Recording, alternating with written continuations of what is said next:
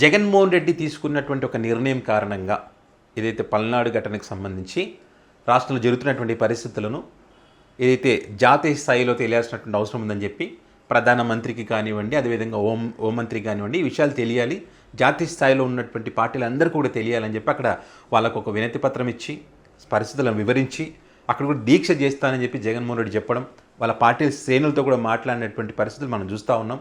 అయితే మరి ఈ రకంగా కనుక జగన్మోహన్ రెడ్డి ఢిల్లీ స్థాయిలో కనుక దీక్ష చేస్తే మరి వారి దృష్టికి తీసుకుపోతే రాష్ట్రంలో ఈ పార్టీకి చెడ్డ పేరు వస్తుంది కాబట్టి సో ఆ కోణంలో జరగకూడదని చెప్పి చంద్రబాబు నాయుడు జగన్మోహన్ రెడ్డిని ఢిల్లీకి వెళ్ళినా కూడా అక్కడ ప్రధానమంత్రి అపాయింట్మెంట్ కానీ, హోమ్ మినిస్టర్ అపాయింట్మెంట్ కానీ జాతీయ స్థాయిలో ఉన్నటువంటి పార్టీలు ఏవైతుంటే వాళ్ళ అపాయింట్మెంట్ లేకుండా చేయాలనేటువంటి ఒక కుట్ర చేస్తున్నారనే వార్తలు మనం చూస్తూ ఉన్నాం.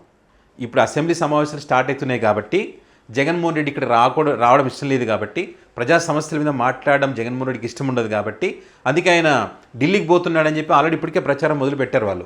అందులో భాగంగానే ఈ జగన్మోహన్ రెడ్డి మీద అసెంబ్లీకి రావడం చెప్తూనే బీజేపీ పార్టీకి సంబంధించినటువంటి లీడర్స్ ఎవరైతే ఉన్నారో వారి చేతనే జగన్మోహన్ రెడ్డిని తిట్టించేటువంటి ఒక కార్యక్రమానికి శ్రీకారం చుట్టారు. రాష్ట్ర బీజేపీ అధ్యక్షురాలు పురంధేశ్వరి తన ఎక్స్లో ఒక పోస్ట్ కూడా చేశారు.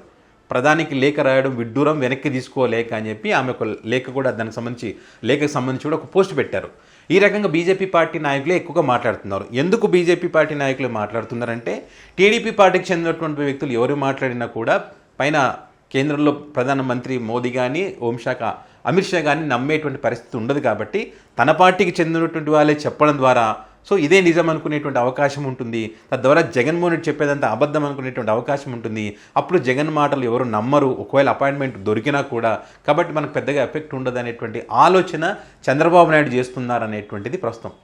తన మీడియా ద్వారా లేనిపోని ఆరోపణలు చేయించడం, అసలు తప్పుడు లెక్కలు చెప్తున్నారని చెప్పడం, రాష్ట్రంలో ఏమీ జరగలేదని చెప్పించి బీజేపీ పార్టీ నాయకులతో చెప్పించడం, ఈ పత్రికలు ఇక్కడ రాసినటువంటి వార్తలను కూడా మరి వాళ్ళకి అక్కడికి జాతీయ స్థాయిలో ఉన్నటువంటి పార్టీ లీడర్లకు చెప్పడం, వీరికి ఉన్నటువంటి ఎంపీలు కానీ వీళ్ళందరి చేత కూడా మరి ఇక్కడ జరిగినటువంటి పరిణామాలకు సంబంధించి తప్పుడు కథనాలని చెప్పి వీరి చేత అక్కడ బీజేపీ పెద్దలకు చెప్పేటువంటి ప్రయత్నం చేయడం.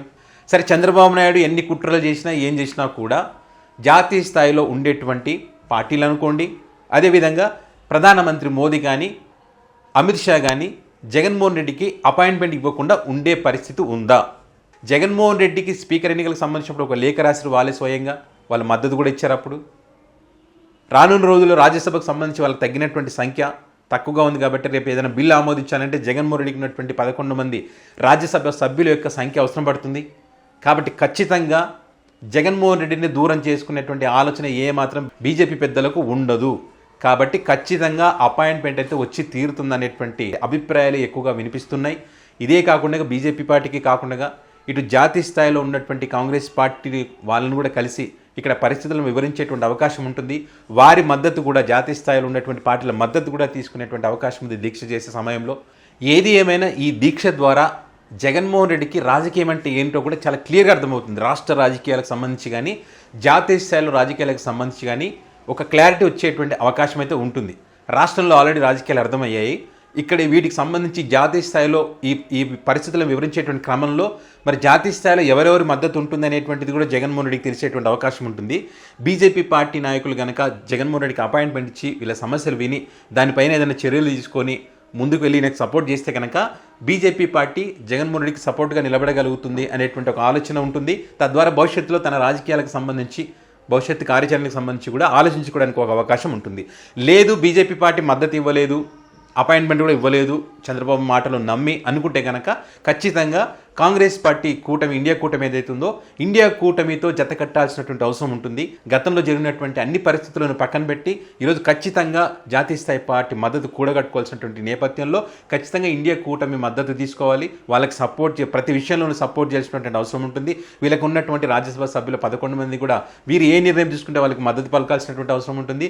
భవిష్యత్తులో కూడా వీరితో కలిసి పనిచేస్తాననేటువంటి భరోసా జగన్మోహన్ రెడ్డి ఇవ్వాలి. వాళ్ళు కూడా జగన్మోహన్ రెడ్డికి మేము మద్దతు ఉంటామని చెప్పి భరోసా వాళ్ళు ఇవ్వాల్సినటువంటి అవసరం కూడా ఉంటుంది. ఒకవేళ ఇది జరగకపోతే కనుక జాతీయ స్థాయిలో జగన్ స్టామినా ఏంటనేది ఈ దీక్షతో తెలిసిపోవడానికి అవకాశం అయితే ఉంది. జగన్కి అపాయింట్మెంట్ ఇవ్వకుండా చంద్రబాబు నాయుడు ఢిల్లీలో చక్రం తిప్పబోతున్నారని చెప్పి వీళ్ళైతే వార్తా కథను రాస్తున్నారో మరి ఆ రకంగా చంద్రబాబు నాయుడు ఢిల్లీలో చక్రం తిప్పుతారా, మరి జగన్మోహన్ రెడ్డి ఢిల్లీలో చక్రం తిప్పుతారా, ఎవరి చక్రాలు తిరుగుతాయి ఎవరి చక్రాలు విరుగుతాయి అనేది మాత్రం 24 తారీఖు తర్వాత తెలుస్తుంది.